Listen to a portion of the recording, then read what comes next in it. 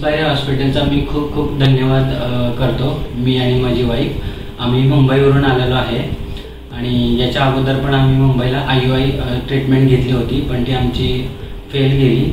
त्याच्यानंतर माझ्या वाईफच्या फ्रेंडनी त्यांनी इकडे राहत्यामध्ये इन्स्पायर हॉस्पिटलला ट्रीटमेंट घेऊन त्यांचं सक्सेस झालं। त्यांनी आम्हाला हे सांगितलं। त्यांच्या सांगण्यावरून आम्ही मुंबईवरून इकडे आलो आणि आम्ही दोघांनी पण ट्रीटमेंट घेतली, हजबंड वाईफने। आणि मला लो स्पर्म काउंटचा प्रॉब्लेम होता, त्याच्यामुळे चान्सेस फार कमी होते, मुंबईला पण सांगण्यात आलं होतं।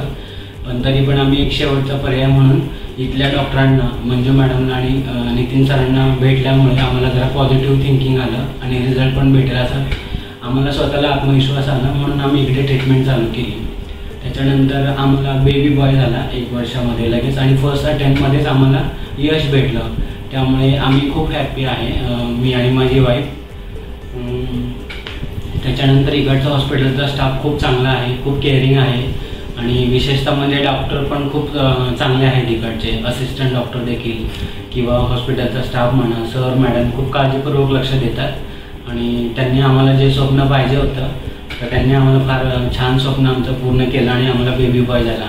जर आमच्यासारखाही कोणाला प्रॉब्लेम असेल इतर हजबंड वाईफला तर कपल्सला, तर तुम्ही ह्या हॉस्पिटलला जरूर यावे। मीही तुम्हाला सगळ्यांना रिक्वेस्ट करतो की तुमचंही, जेणेकरून आमच्यासारखं तुमचंही स्वप्न पूर्ण होणार इकडे।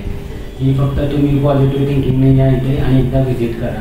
आणि जास्त तुमचं वय होऊन किंवा तुम्ही जास्त थांबता, जेवढं ड्युरेशन थांबता तुम्ही तेवढं तुमचं वय पण वाढतं। त्यामुळे तुमचं वय वाढलं तर सगळ्याच गोष्टी क्रिटिकल असतात, त्यामुळे तुम्ही पण थोडं विचारपूर्वक करून तुमचं स्वप्नही लवकरात लवकर पूर्ण करण्याचा प्रयत्न करावा, असं मी आपल्या सगळ्यांना सांगतो। जेणेकरून माझ्या हातामध्ये माझं छोटा बेबी बॉय आहे, त्यामुळे मी तर खूप हॅप्पी आहे आणि परत एकदा इन्स्पायर हॉस्पिटलचा आणि सर्व मॅडम सरांचा आभारी आहे।